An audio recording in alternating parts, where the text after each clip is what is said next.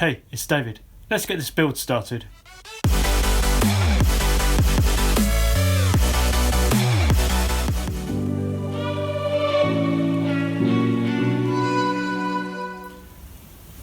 I haven't bought any parts for this bike yet. I lie, I have one. I'll show you it shortly.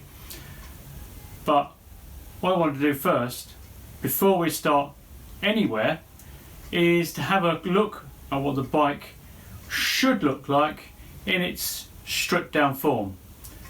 So to do that, let's lose some weight.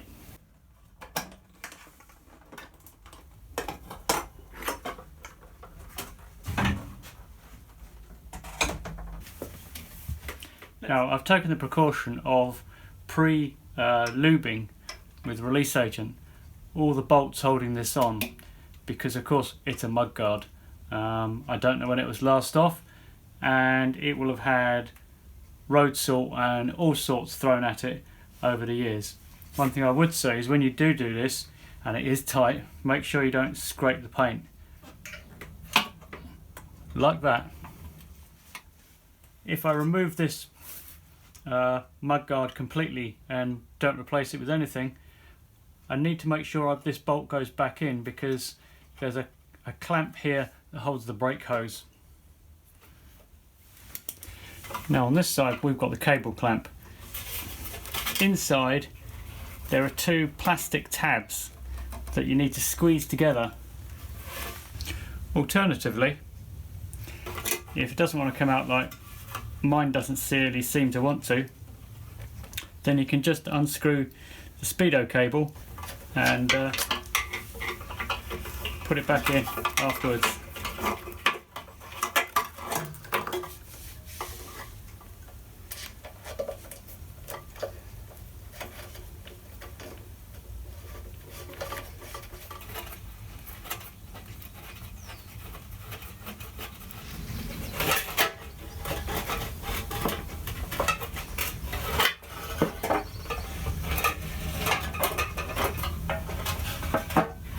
And the speedo guide, that needs to come out.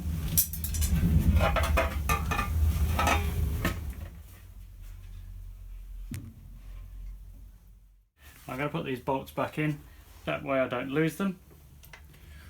With the front mudguard off, it gives me space to actually measure up for the new mudguard that I need to buy.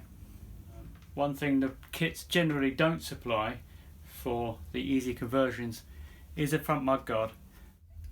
If you put a short mudguard on, then you get almost no protection at all anyway, so it's almost entirely cosmetic.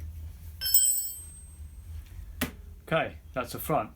Let's see how hard the back is. Before I crack on with the back end of this bike, I just want to point out now that the back end here was one of the primary reasons why I chose this bike to use it as a bobber. So first thing to do is to get the battery cover off.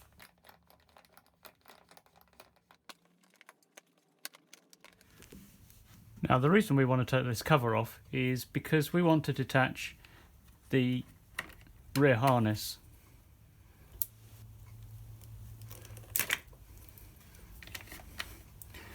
Now let's get on with taking the back end off. So just here next to the battery box and just underneath the seat, on the end of the seat rail, there are two bolts. Now I've previously loosened these off to get some lube in there, because again this might not been off since the factory. Right, just leaving in a few threads until we've done the other side.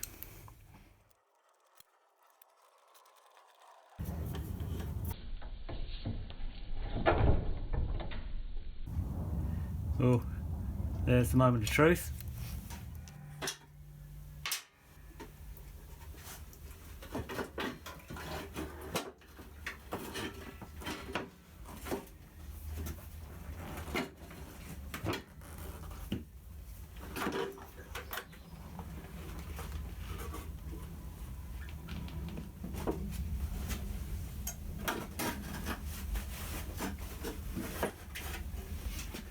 Okay, now to be honest, I didn't realise the seat was going to come with it. I thought the seat would actually stay separate. So let's see what else is holding this on.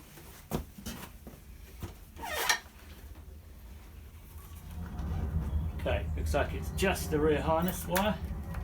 Rear harness is routed down the bottom here, has to come up all the way around the top to clear.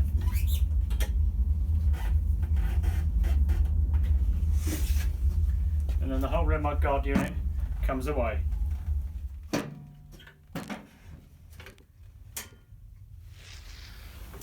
And there you have it, the basics of a bobber. Let's wear this outside so you can see it properly.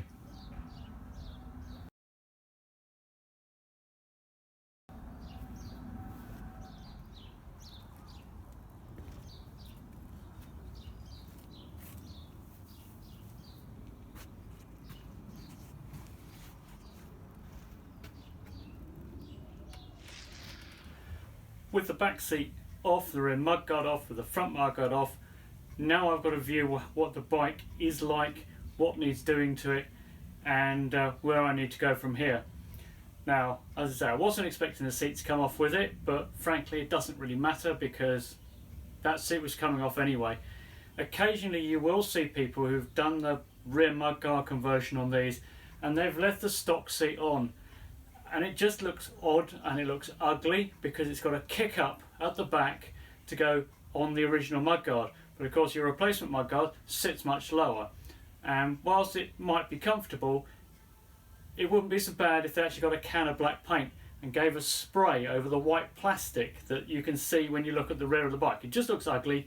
The temporary measure may be, but please, at least figure something out to replace that. Speaking of seats, let's have a look at these frame rails and decide what size seat is going to be right for this. The seats you can buy tend to come in two widths, basically 11-inch or 13-inch for the extra wide ones. Now 13-inch is the same width as the outside of the frame rails here, so it would fit and it would look okay, but frankly my arse isn't that big, and 11 inches comes to mid-frame rail, so I reckon that'll be about right, because the bike is really wide up here at the tank and then we've got this tapering down, and if I have this out here on a wider seat up here, I think it's going to be a little bit out of proportion. So I think if an 11-inch seat, it'll narrow back and it will look good. So that's where I'm going with that. I can see that we've got a fair bit of corrosion down here, because everything from here down isn't really protected by the mudguard. The existing mudguard, the stock mudguard, stops about here. As a result, this has all been sandblasted and it's looking dirty and it's a little bit rusty. So I think what's going to need to happen is I'm going to need to pull this rear subframe out and repaint it. That was pretty much always going to be on the cards. It's not part of the bobber process itself, but it's a general maintenance thing that needs to be done on the bike. And now I can see where I need to make the brackets. I think most of the kit mudguards hook on to the shock mount here. They have a bracket, drops down and sticks out here that you bolt the mudguard to. The mudguard just slips down here. Now I can see I might have bought the wrong mudguard. I should have done this before I bought the mudguard, but I was impatient. I might have to send it back and buy a different one, because what we've got here is a D shape with a very flat profile here, and I didn't buy a D profile mudguard, I bought a round profile mudguard because I thought that would be a better fit. So all of this is coming out at some point and it's going to be resprayed, so that's another task on the list. When they fitted this these exhausts, they bolted them up here to the standard exhaust hanger, except of course I don't need this bit of it for these exhausts. I could just chop that off there, that would be the simple thing, but I probably won't do that. I might make up my own bracket. let's see what happens when we get to that point in the build. These also obviously can come off, but they just bolt on here, so that's easy enough. Somewhere we've got to fit the rear indicators. Now, since I won't be using these, or I don't imagine I'm going to be using these, obviously there's scope for having a bracket here that the indicators mount to. So let's see what happens with that.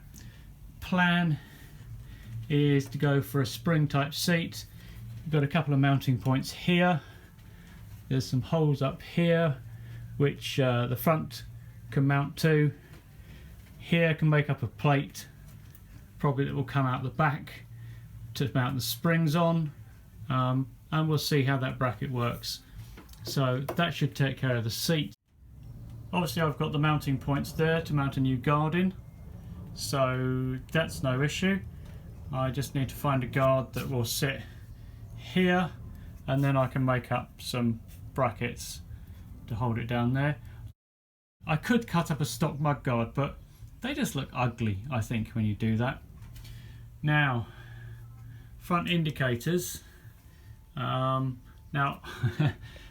here's a bobber thing. See, if I'm making a bobber, these should come off because they're extra weight and I don't need them. But I actually quite like them. They are quite good on dark mornings when you're filtering through traffic, because with these and the exhaust, you definitely get noticed. So they might stay. Now, the indicators are mounted on this bar that runs all the way across here, so I can unbolt that bar and take it out, and then somehow mount the indicators probably to this light bar somewhere. I'm not sure where, but we'll see. So that's for the front indicators. Handlebar, we'll see. I intend to change it, but I haven't made my mind up what I want. A lot of it will be dependent on seating position, so I need the saddle in place before I can decide what the right handlebars are. The plan is to have a shorty so that it will end about here. So it's purely a cosmetic back mudguard, has absolutely no function at all, except it would stop this happening. But you probably wouldn't want to ride it in the rain too much anyway. I do like this profile here, the slope back to here. So yeah, so the saddle wants to run from the bottom of the tank to the tip of the actual wheel there. The mudguard will take up a little space there. Yeah, okay. So that's the general plan. Now, one final thing before I put it back together. You might remember that I said I had bought one thing. And what I bought was a rear wiring harness. One of the reasons you might want to put the bike back to stock is to carry a passenger. And what people have done who have done this bobber conversion before is keep the back mudguard. They'll often chop it down a bit, but it just means you can bolt it on, bolt the rear foot pegs on, passenger can get on, and you can ride off. The plan is to have this as my new rear wiring loom. I'm a little unconvinced, it's a little bit corroded. I may make up my own. So there we go. Let's get this thing buttoned back up so I can ride it again on the road, because it's lovely weather and I want to get out. So there we have it. Takes about 10-15 minutes to take the bike apart and put it back together again. And given that some of that was fiddling around with bolts that needed a bit of lubrication and so forth, I reckon 10 minutes you're going to have front and back completely off. Now bear in mind that you don't need to do that on a regular basis, but this is certainly doable, and you can now see why I chose this particular bike. So thanks very much for watching, and I will catch you guys soon. Who am I to let